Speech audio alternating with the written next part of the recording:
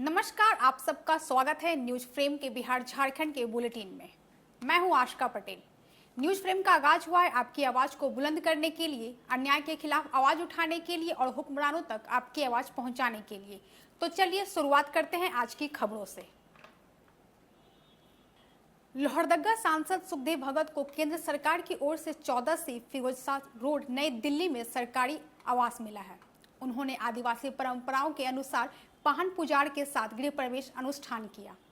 ऐसा पहली बार है जब किसी आदिवासी सांसद ने दिल्ली में पारंपरिक रीति रिवाज से आवास में प्रवेश किया हो। सांसद ने इससे पहले लोकसभा में भी सरना मां के नाम पर शपथ ली थी। Bureau report news frame. Ranchi स्थित भगवान बिरसा मुंडा समाधि स्थल पर सिरमटोली फ्लाईओवर मामले को लेकर गीताश्री ओरांव और उनके सहयोगी पहुंचे थे। हालांकि सुरक्षा कारणों का हवाला देते हुए पुलिस ने उन्हें मौके से डिटेन कर लिया।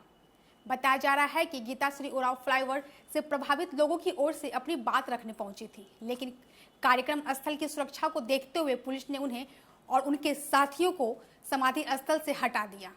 रांची से रूपम की रिपोर्ट।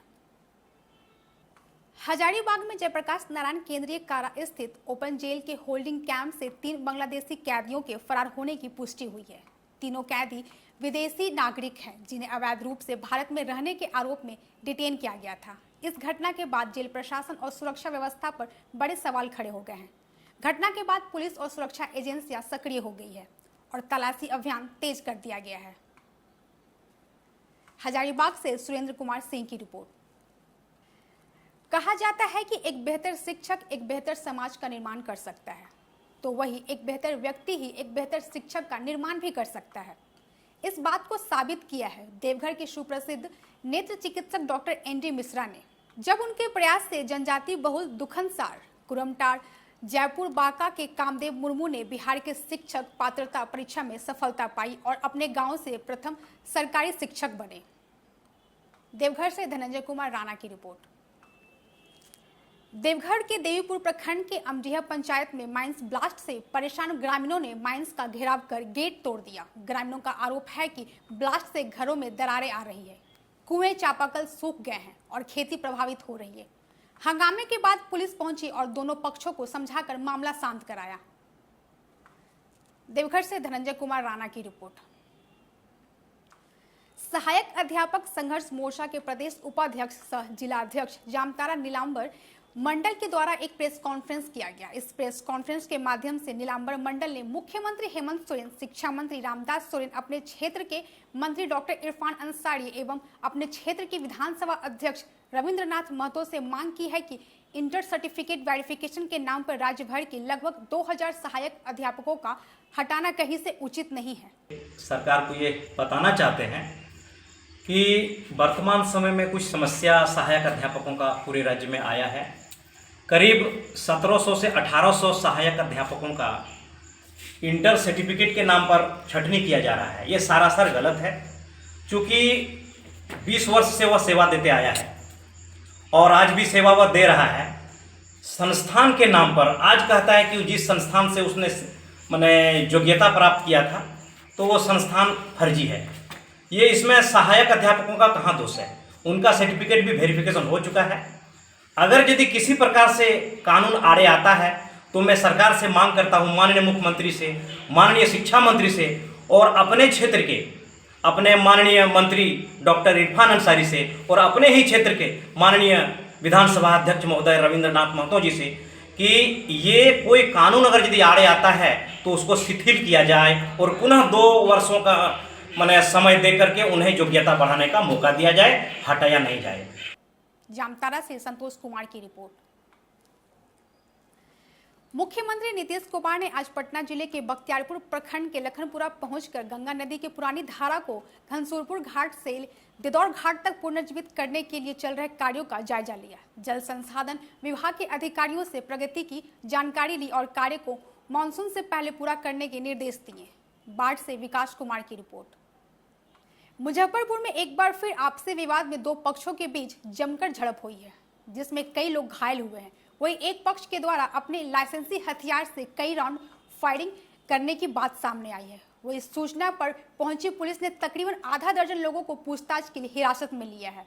साथ ही मौके से 21 जिंदा कारतूस और 2 खोखा को भी बरामद किया गया है। पूरा मामला मुजफ्फरपुर जिले के जैतपुर थाना क्षेत्र के पोखरारा नरसिंह स्थान का है। जैतपुर में दो पक्षों के बीच में विवाद को लेकर के मारपीट हुआ है, जिसमें कुछ लोग घायल हुए हैं और उसी में एक साइड से अपने लाइसेंसी हथियार से हवाई फायरिंग भी की गई है। उसमें त्वरित कार्रवाई करते हुए दोनों साइड से टोटल 6 लोगों की गिरफ्तारी की गई है। जो लाइसेंस उसके अलावा जो 21 जिंदा कारतूस बरामद किया गया है जिसने फायरिंग की थी उसके घर से। उसके अलावा 2 खोखा भी बरामद किया गया। जो लाइसेंसी हथियार है उसके लाइसेंस रद्द करने के लिए हम लोग अभी रिकमेंड करेंगे डीएम साहब को। और उसके अलावा जो अन्य बचे हुए अपराधी हैं उनकी गिरफ्तारी के लिए लगातार छापेमारी की जा रही है। मुजफ्फरपुर से मणिभूषण शर्मा की रिपोर्ट।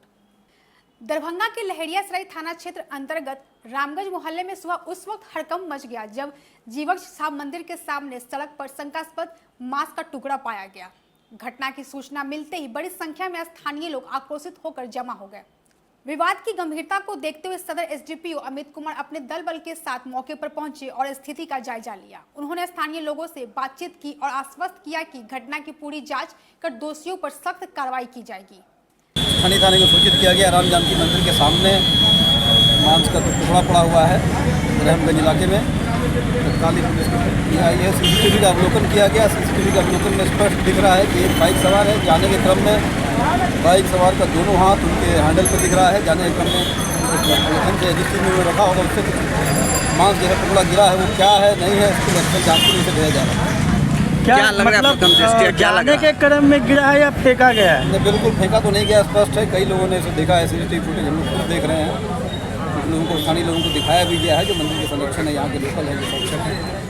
दिख रहा है स्पष्ट कि बाइक से जाने के क्रम में बाइक बिल्कुल चलती हुई जा रही है अपने सामान्य गति से। उसमें जाने के क्रम में तो संयोग हुआ कि यहाँ पर गिरा और बाइक सवार जाता चला गया है। सीसीटीवी का अवलोकन पुनः किया जा रहा है, बाइक की जाँच की जाएगी और जो मांस जो है टुकड़ा उसकी भी जाँच की जाएगी वो क्या है, उसके बाद ही कुछ करेंगे। कितने लोग सवार थे बाइक पे? अकेला एक ही आदमी है, एक ही आदमी।